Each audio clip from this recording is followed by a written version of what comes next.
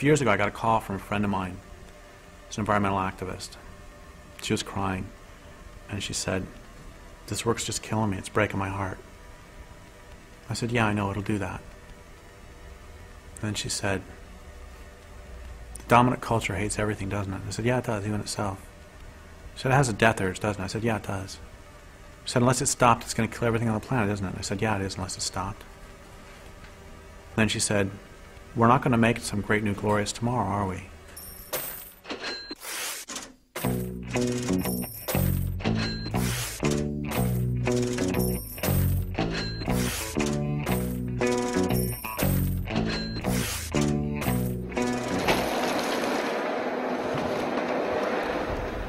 98% of the old-growth forests are gone.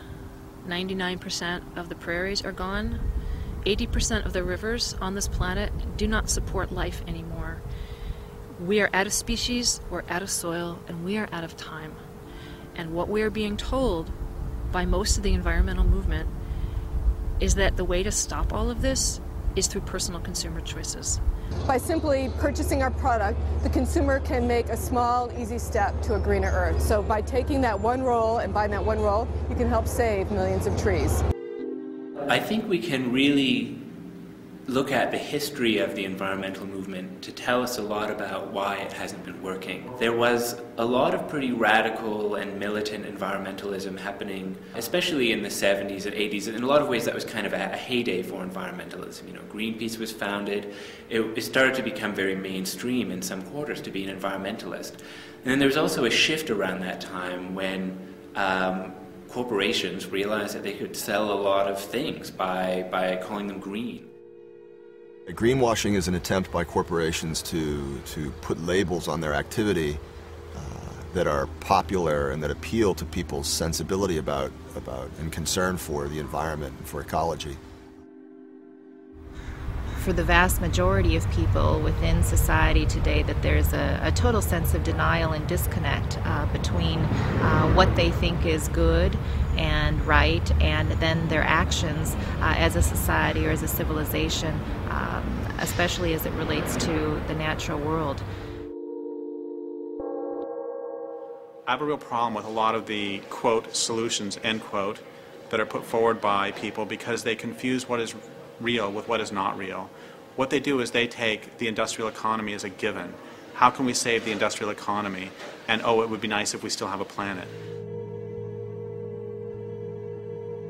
It doesn't matter if I buy, hemp soap if there's a runaway greenhouse effect and the planet becomes uninhabitable.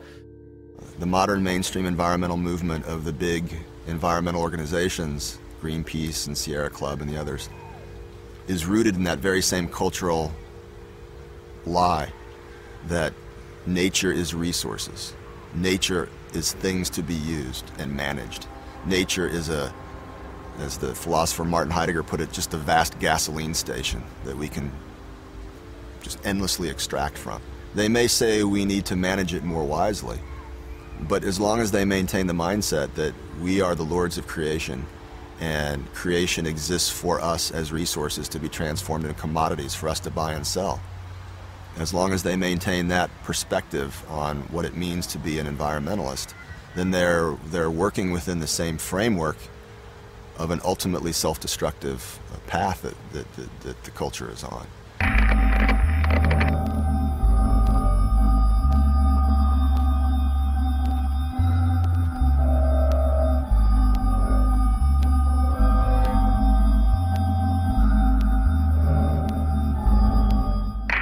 The marketplace is also going to be very important. Many customers have been pushing for change in the boreal forest. The Forest Products Association and its 21 member companies are responding to the demand for greener products. And that marketplace is going to pay close attention. If the change isn't happening, then they're going to put pressure on the parties who are part of the agreement, the environmental organizations, the forest products companies, to do the things that they've set out to do. And they will reward the companies when things begin to be implemented and the change happens on the ground. Fully confident of that. One interesting piece of the agreement is with Greenpeace, David Suzuki, Forest Ethics, Canadian Parks and Wilderness on our side.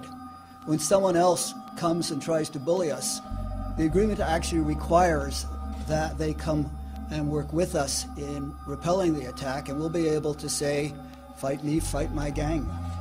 I personally have no use for large institutionalized environmental organizations. I think they're more of a problem than a help. They're just eco-bureaucracies. And, you know, I won't name any because I don't like to badmouth organizations except for one, which I feel that I can, and that's Greenpeace. And the reason I can criticize Greenpeace is I am a co-creator of Greenpeace, and therefore I feel like Dr. Frankenstein sometimes, and I feel that since I helped create the thing, I can certainly criticize it. And I think that Greenpeace has become the world's biggest feel-good organization now. People join it to feel good, to feel I'm part of the solution, I'm not part of the problem. Greenpeace brings in close to $300 million a year. And what do they do with that money? Generate more money. And the people who are at the top of the totem pole now are not environmentalists. They're fundraisers, they're accountants, they're lawyers, they're business people. People are voting with their dollars at the checkout stands. It's because they know the polling shows that the public cares. And, you know, ultimately they're going to care about their profit margin and whether they can sell products. What's happened in British Columbia with the environmental movement, you know, it's been stalemated, you know. The big leaders, they're compromised. You know, they went in bed and it snuffed out that movement.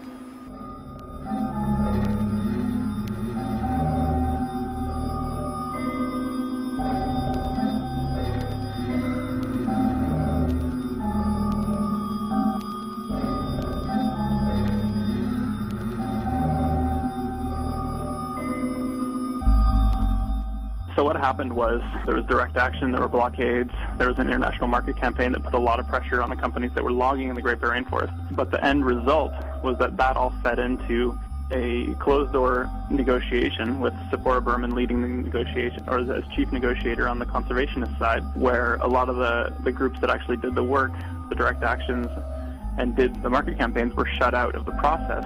Public oversight was removed, and the protocol agreements that were signed with First Nations and with conservation groups were basically shunted aside. And so the protocol agreements gave the negotiators a mandate to negotiate for 40 to 60% conservation, but what happened was they agreed to 20%. It's not strange to me when people tell me that, oh, you know, that the former president of Greenpeace now works for the logging industry of Canada. The former president of Greenpeace Australia now works for the mining industry. The former president of Greenpeace Norway works for the whaling industry. See, because it's just one corporate job to the next.